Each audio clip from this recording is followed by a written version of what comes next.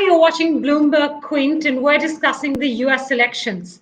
Now, the outcome may seem clear, but it's not yet final. As you know, the ballot counting continues. As things stand, though, Joe Biden looks closer to being the 46th president of the United States. Now, we also know that incumbent President Donald Trump is unlikely to give up without a legal fight. In fact, many cases have already been filed, going all the way up to the Supreme Court. But what if President Trump does not prevail? What will a post-Trump world look like? Will it be very different for both domestic politics in the US as well as for the international order? Today, I'm joined by Columbia University Professor Adam Tooze. Professor Tooze, thank you so much for your time here on BloombergQuint. I want your impressions of this election before I get into more specific questions about a post-Trump world. Well, it hasn't been the immediate crisis that many people expected.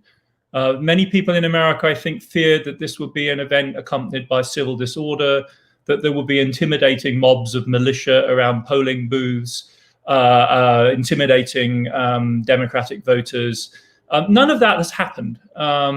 At least not on a scale that many people expected. There are now, of course, mobs of Trump supporters appearing in places like Michigan, in Philadelphia, in Arizona, where the counting is going on. But in a sense, that's a symptom of the extraordinarily protracted process of counting out the votes. During the voting itself on the 3rd, very little of that appeared. On the other hand, the election has also been an anticlimax in the sense that it has not delivered the catharsis, it has not delivered the relief, it has not delivered the landslide blue wave transformation of America that many people in the Biden camp, liberal America, left-wing America, indeed many centrist Americans were hoping for. And so the election leaves so far already a very bitter taste in the mouth for those who may indeed turn out to be the victors in the next days or in even hours. And in concrete terms, it's not just the presidential election that you have to look at, it's the race for the Senate and it's the race for control of state houses, which is decisive in determining the balance of power in the United States in the future. Why do you think, Professor Tooze, that blue wave did not turn out? Was it that it was wrongly anticipated to begin with, that many in America are still not able to read the electorate right? That was the accusation way back in 2016 as well. Or is it that there was a miscalculation of sorts, or there was something wrong with the way the Biden-Harris campaign went on? What is your analysis of this?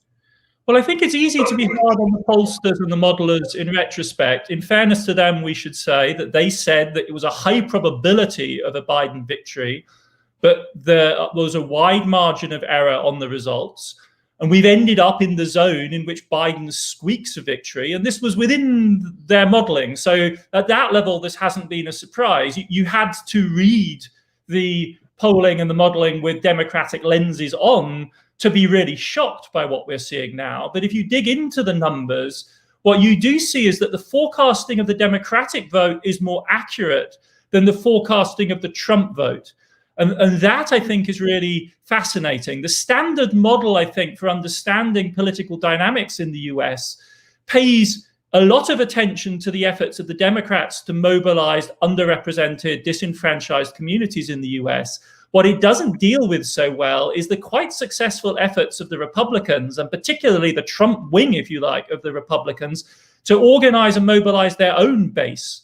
And that has been a bit of a shock, I think, to the polling establishment. And the particular issue that folks have centered on is the fact that they massively underpredicted the tendency of Latino Americans, so Spanish-speaking Americans of a variety of different descents. It could be Mexico, it could be Venezuela, it could be Colombia, it could be Central America. It's a truly complex group. The willingness in that group, especially amongst Latino men, to vote for Trump. And that has been one of the really systematic sources of error, I think. And what does that tell us about, domestic politics from here on? If, let's say, Joe Biden were to be elected finally as the 46th president of the United States, what does it tell us about how polarized or how differently groups in America think about what their politics ought to be, and therefore how quickly they will or will not get behind, a President Biden? what it tells us is that America is trench warfare, and it has been trench warfare for 25 years. This is a generational experience all the way back to the late 1990s. And the first election that was like this was the 2000 Bush-Gore election, which was similarly narrow and was also decided in the courts. Basically, very few Americans shift position, and very deeply entrenched political communities have formed. And the Republicans are the masters at the local game, which again is sort of counter to intuition, because you think of grassroots activism as a left-wing thing. And in fact, what we're seeing across the United States is that Trump is doing as well as he has done, because in Trump areas, his supporters have turned out en masse. There are many rural communities where he wins 70, 80% of the vote outside the cities. And that is crucial, because that shapes American politics, not from the top down, from the White House, but from the bottom up. And absolutely crucial decisions are taken in state legislatures, which the Democrats had hoped to win, which decide the districting. In other words, which Americans vote with other Americans. And what the Republicans have been really genius at, in a dark arts kind of way, is reshaping the political landscape of the United States so that their constituencies are profoundly entrenched. And the Democrats were really hoping in this election to break through in several key states so as to have influence in coming years over reshaping those boundaries. And they have signally failed to do that. So at the state house level, at the level of the Senate, which is all important for legislating under a new administration, at both those levels, the GOP has really defied the predictions of a Democratic victory. In fact, in the House, which is Nancy Pelosi's terrain, which since 2018 the Democrats have had a majority in, that majority has shrunk in this election. So Nancy Pelosi's margin for maneuver in that part of the American political system is much more narrow. She will be under pressure both from centrists to give them a chance of defending their seats in 2022, but also from a resurgent American left. Alexandria Ocasio-Cortez swept her New York seat. So the business of managing the Democratic Party is going to be extremely difficult in the wake of this election. And so we now, if we do have a President Biden, like you've pointed out, we already have very clear lines of division within the American voting public. And as you've pointed out, with the Senate majority in the hands of the Republicans, this is going to be a very restricted agenda for a Democrat president. For instance, all the agenda items with regards to climate, or with regards to economic policy and the stimulus package, or with regards to many other reforms that they were hoping to take place in the US. All of that becomes a lot more moderated or diluted? Absolutely, it does. I mean, I think it's fair to talk of a McConnell-Biden coalition. If this was Europe, that's how you'd be talking about this government now. And indeed, in terms of legislating big budget items, most of that's simply not going to happen. There are some very serious questions to answer, I think, about the tactics of the Democrats going into this election, where they put off a compromise over a stimulus package, expecting a blue wave to be able to negotiate with a much stronger hand now. And they find themselves in the reverse position, and Mitch McConnell will really be able to call the shots, not just on the long-term transformative projects, which you mentioned, which are indeed crucial to the Biden agenda, or were crucial to it, but on the immediate business of offering relief to millions of unemployed Americans who have somehow to get through this winter before we find some resolution to the COVID crisis, about which the news is, of course, also terrible. I mean, the rate of infections surged yesterday to over 100,000 new cases, and that's deeply political. One of the things the Democrats hoped to do in this election was to make it into a referendum about Trump's handling of COVID, and the electorate has shrugged and said, you know what, we think it was all right, actually. Half of them have. So on all of those agendas, the Biden administration will be hobbled from the start. It's very important to remember that, the legacy of reform that Barack Obama left comes almost exclusively out of the first 2 years of his administration. Why? Because that's when the Democrats had congressional majorities. After 2010, in that cataclysmic midterm, they lost those majorities and were after that extraordinarily constrained. The one avenue of policymaking you then have is administrative. These famous executive orders that Trump is issuing for the same reason, because it's difficult to broker majorities in Congress. But the problem with those is that they're subject to legal challenge, because essentially they're about interpreting existing law in the interests of a political agenda, in other words, the administration's agenda. And that's very easily challenged in the courts. And what do we know has happened to the courts? One of the things that the Trump has been assiduous in doing is packing the American judicial system so as to ensure the longevity of his agenda, all the way up, of course, to the Supreme Court, but crucially in federal courts across the country as well. And so it's going to be extremely difficult for the Biden administration to get much leverage even in that direction. They're really boxed in. They can do symbolic policy, notably in the area of foreign policy. So they can, for instance, rejoin the Paris Climate Accords, which America formally left on the 4th of November, the day after the election. But they aren't going to be able to back that up with a Green New Deal. They're not probably going to be able to back that up with adventurous carbon taxes. All of that agenda is probably now is really in suspension. It's conceivable, of course, that the Democrats could make progress in the midterms in 2022. The problem is you make progress by delivering, and if you can't legislate, you can't deliver. So you're caught in a kind of vicious circle. Then how should we read a Biden victory if it were to come about? Should we read it as, well, at least the Trump years are over for those who actually do subscribe, to the Democrat philosophy? Or do you believe, as some do, and I was reading this Bloomberg article, the headline of which will stay with me for a long time, which says that, you can't, Trumpism is here to stay. You're not going to be able to take it away from America. Trump was not an accident. America is a country with a Trump problem. This is not, as it were, just something that came and went. It wasn't just a nasty episode. Trump expressed really very fundamental things about the political culture of the American right wing and about American society. He has, in a sense, been vindicated by this election. Heaven knows, he governed as badly as anyone could possibly govern. He broke as many laws probably in office as anyone was able to break. He offended as many people as anyone could possibly have hoped him to offend. And he's nevertheless come very close, even in the middle of a major economic recession and a public health disaster, to winning this. It's down to the wire. We don't literally know how Arizona, for instance, is going to go.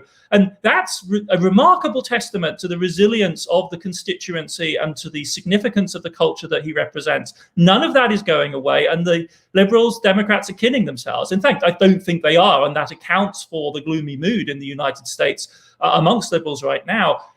They understand that this is indeed a structural and permanent feature. The hope that they have is, as it were, the demographic change, that the progress of education will slowly, as it were, squeeze this Trump constituency. And so what's alarming is how little progress they made on that. And this is an election in which the American society looks significantly different than it did even in 2016, let alone in the age of, say, McCain and Sarah Palin in 2008. The share of white voters, uneducated or people without college degrees in the white community is much smaller than it was then. And nevertheless, this is how well Trump is doing. So no, absolutely. Let's not think of it as Trumpism. Trump is merely the figurehead of this, in a sense. This is a certain sort of nationalist conservatism in the United States, which of course has analogues in other places in the world, and is a resilient feature of American political culture. And it's backed by some very powerful interests. If you look at who it is, as it were, that puts money into the Trump campaign, and media structures, which are also not shifting, though it's been remarkable to see, as it were, Fox's positioning. But I think they're doing that in part so as to achieve their longevity. Fox News Channel, which just hurled itself into the maelstrom of Trump's pouting fit right now, would not have any longevity beyond 2020. They're all about securing the stability of a respectable nationalist conservatism into the future. And the chances of doing that are good at this moment in the US. Well, Mr. Murdoch's critics will always say that he knows which way to bend, depending on which way the wind is blowing. But I'll leave the media out of this.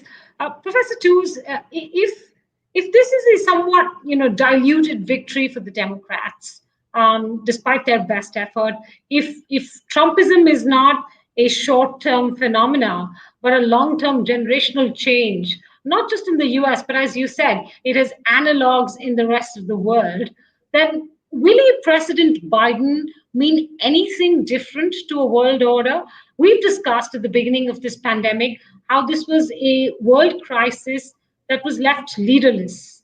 We've spoken on previous years about how the world order has changed dramatically. America's withdrawal from many multilateral institutions, its disinterest in many global situations, All of that has had a several orders effect, even in domestic politics of countries. Does that change at all? I think foreign policy, ironically, is one of the areas in which an American administration, in fact, enjoys a degree of autonomy. Not when it comes to declaring war. That is something that they will have to, declare, find legal niceties for. But I don't expect the Biden administration to be adventurous in that sense. But they do, in fact, have a degree of autonomy in that area, which is broader than with regard to domestic policy. And there are also majorities to be found for various positions in foreign policy, notably, for instance, on China, that cut across the GOP-Democrat divide in a way, for instance, there is no majority to be found on healthcare. I think the real question has got to be, what is the vision of American foreign policy at this moment? Certainly, a Biden administration will bring a radically different tone. There will be less of the disrespect that, for instance, the Europeans were on the receiving end of. Biden is, in fundamental sense, an old school Atlanticist, I think. So one should expect, as it were, amongst the possible field of America's allies, a very different tone. I think they will take the business of professional diplomacy and the State Department seriously. They will fill the yawning gaps that have emerged in America's policymaking apparatus. But I think, again, the tendencies that were set in motion by the Trump administration were in many respects not original to the Trump project. Whether we're talking about the winding down of America's excessive commitments in its wars of choice of the early 2000s on the one hand, finding new ways of exerting violence if necessary, remotely by way of drone strikes, for instance, in Afghanistan, Pakistan, and so on. And on the other hand, pulling the boots off the ground. That's a tendency that began with Barack Obama, has continued with Trump, and I would expect to extend into the Biden administration as well. On the, as it were, on the front foot, the agenda of containment with regard to China is, again, not something that was invented by the Trump administration, that goes back early, really, to the first term of the Obama administration with the famous pivot. In that sense, I think we'll see a great deal of continuity in that policy area as well. Will it be pursued in the same rough and ready way that Trump did it personally, or in the language of extreme ideological polarization that we've seen from folks like Pompeo? That, I think, we will see a change on. But on the substance of this issue, as it were, how does the world deal with the rise of China? I would expect a high degree of continuity in American policy on that theme. And that will raise a whole series of questions, of course, for India, but also other players in the Asian arena as to how they align with the Biden administration in that posture. What sorts of means of pressure, what inducements will a Biden administration offer that are different from those that the Trump administration has deployed in the last couple of years? What do you think might be the implications for a country like India? Well, I think the question is going to be, as it were, how the United States positions itself in rising conflicts. So there are areas of alignment where you can easily see, as it were, Huawei, 5G technology being a play where the United States and India easily align. There are the question, of course, is, are the quid pro quo? So will the United States demand market opening, access?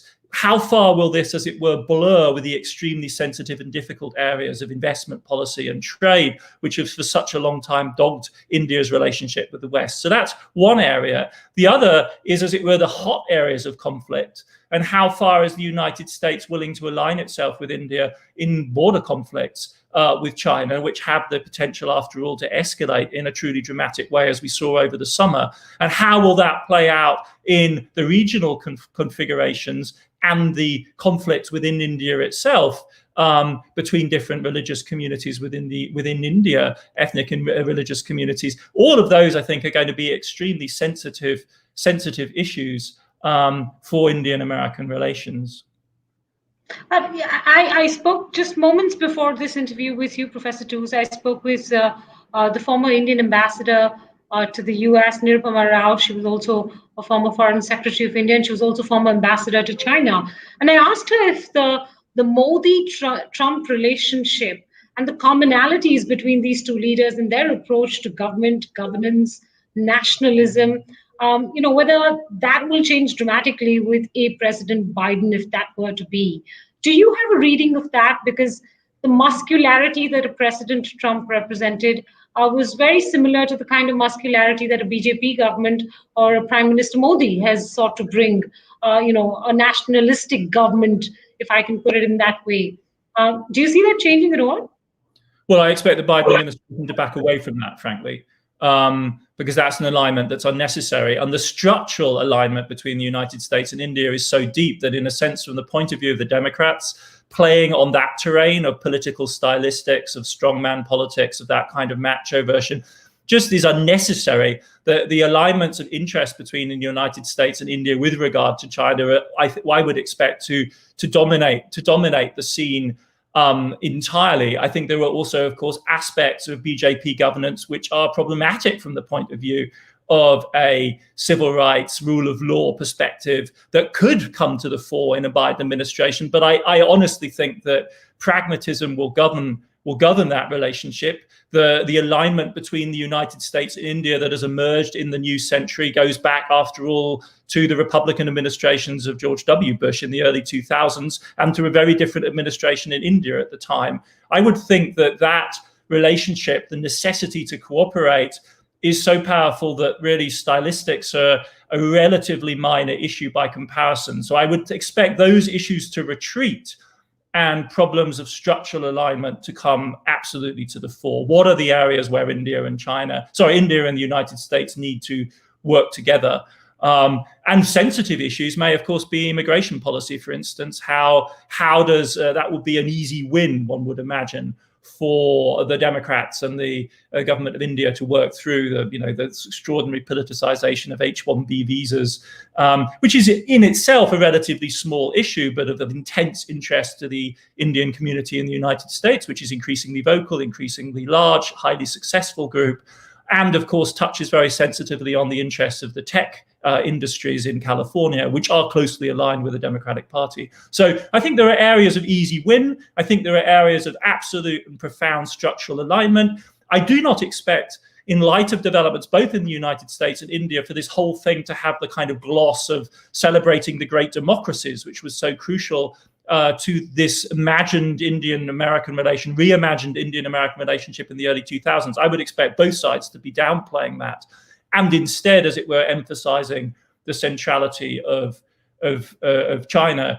One huge difference is that Modi's mandate is so overwhelmingly larger than that of the American president at this point. I mean, he rules with a democratic authority, a popular endorsement, which, as problematic as it may be from the point of view of some liberals, is nevertheless overwhelming. And that isn't the case, obviously, in the United States at this moment. So structural alignment, easy wins, less of the atmospherics. Well, unless Pennsylvania goes Biden's way. But yes, that seems to be the broad consensus at this point, that the architecture of the India-US relationship will remain unchanged, even if some of the camaraderie or some of the optics change in some ways. Definitely no howdy Modi anymore, or any of those things. Professor Tooze, excuse me for that. I wanted to ask you a question about a post-Trump world order, and I'm not sure I'm articulating it correctly or in the way that I seek to, but the point that I'm trying to sort of get from you here is that will we see a changed America externally? Yes, of course, State Department positions will get filled. There might be more active foreign policy. It might be less rough and tumble, as you pointed out. But will the perception of America, the shift in the position of America as a superpower, as a leader of the world order, is that any part of that going to get restored or amended? Because in the last 5 or 6 years, the conscious effort of the Trump administration was to look more inward. I hope it isn't easily restored. It would be unrealistic on the part of the rest of the world to somehow imagine that with Biden's election, assuming that that's what's happened, somehow the game changes. I mean, the advent of Trump and the shock of Trump was healthy to the extent that it actually, as it were, allowed us outside the United States to shed some illusions about what 21st century America actually is, what it's willing and able to do, and what its domestic capacities of governance, the degrees of political coherence at home actually are. And so I think what this is a process of coming to terms with a world which is radically different from the world of the unipolarity of the 1990s, an American system which has demonstrated now and I believe and fear will continue to demonstrate a fundamental set of problems with regards to urgently needed domestic reform, and a peculiar set of hang-ups and difficulties when it comes to, the global challenges of the era of what some of us call the era of the Anthropocene. In other words, faced with challenges like climate change, or indeed, it turns out, with a global challenge like a pandemic. It seems that in the political culture of the United States, these sorts of challenges are profoundly difficult to digest, which has very complicated origins in the cultural politics of American conservatism. And all of those things need to be understood by the rest of the world as profound limitations on American policy and American engagement. Outside the areas of tech, high finance, military power, we need to be much more modest in our understanding of what it is that America is able to do and willing to do. And if Trump has left us with that recognition, in a sense, he's done us a favor, because that is the world that we're in, and it's one that people need to adjust to. Not necessarily in a kind of belligerent, pouty, frustrated way, which you see a lot of in Europe right now.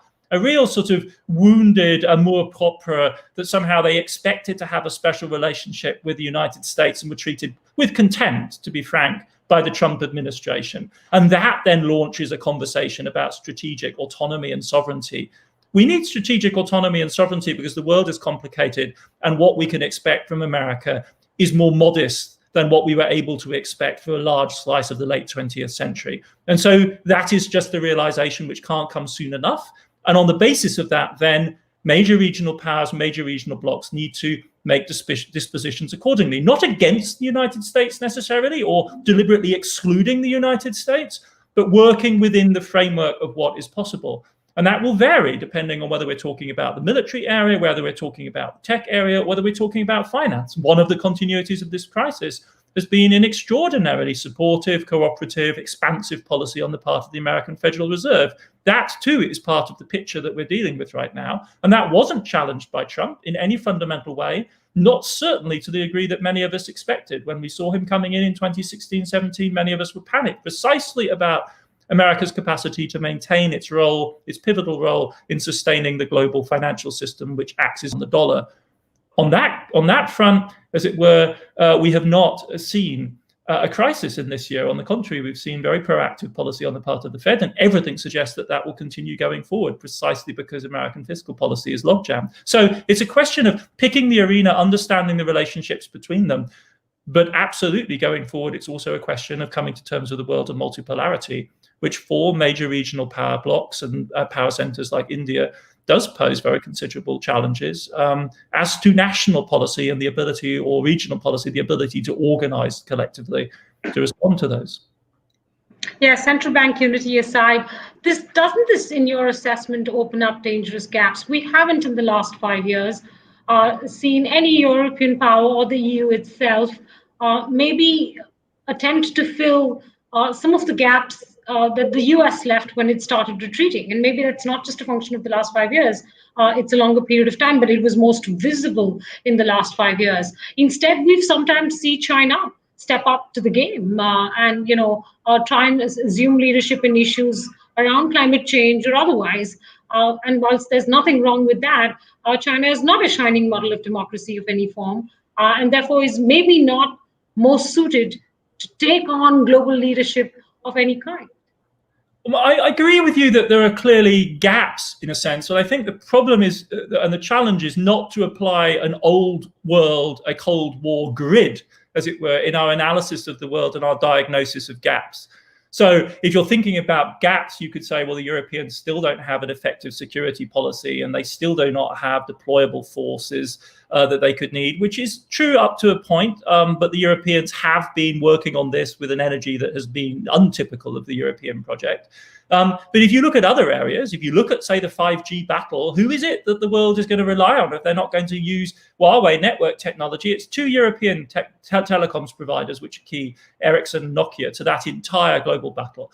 When you talk about climate, who is it that's anchored the climate negotiations globally all the way back to the Kyoto period, through the long drought of the late 90s and the early 2000s? It was the EU.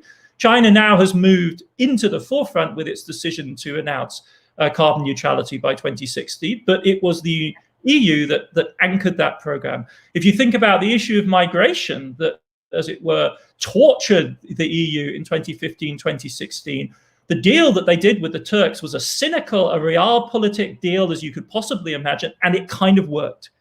And so what we are seeing is entities like that are stepping up. They're not necessarily plugging and filling the old gaps of the order after 1945, and their reliance on the United States for monetary policy backstop in the form of the Fed is structurally conditioned. There's no easy way of escaping that.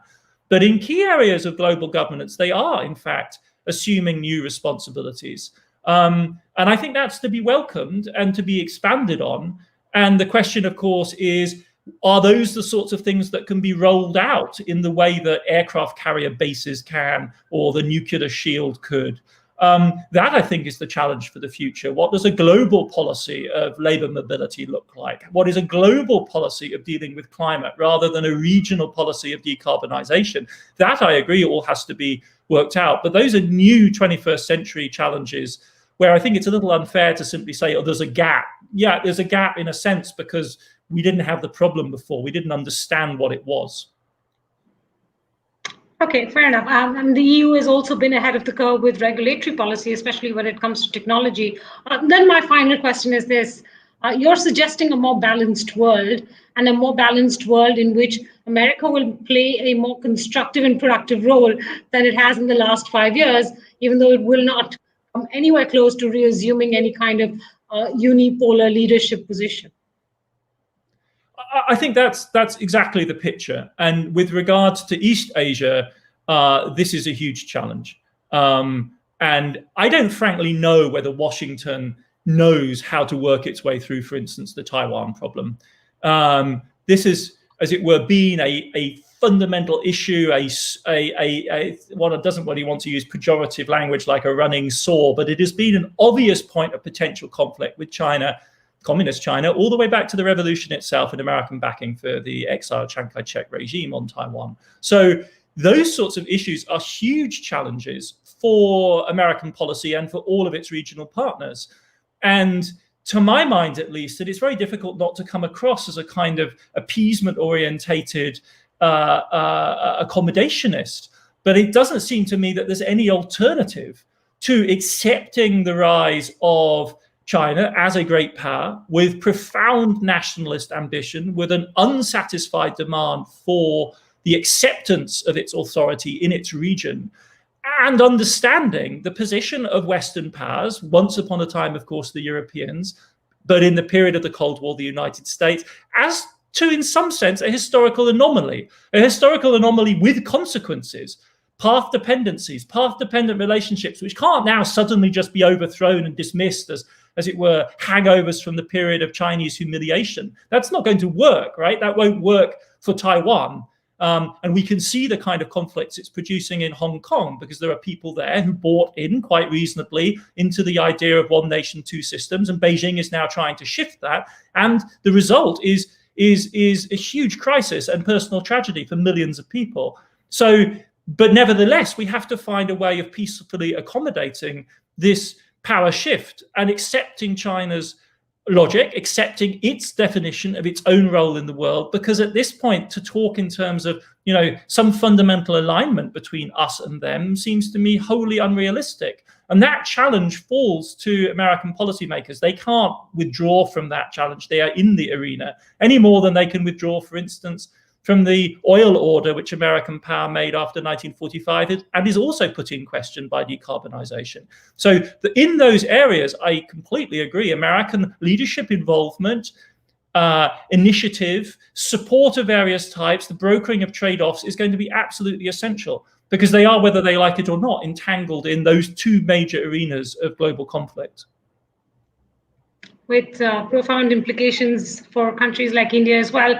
Professor Tooze, thank you so much, as always, for an illuminating conversation and some insights into what a potential post-Trump world looks like, with the caveat that we still don't have a final outcome from the US elections. Thank you for your time this evening. Thank you very much.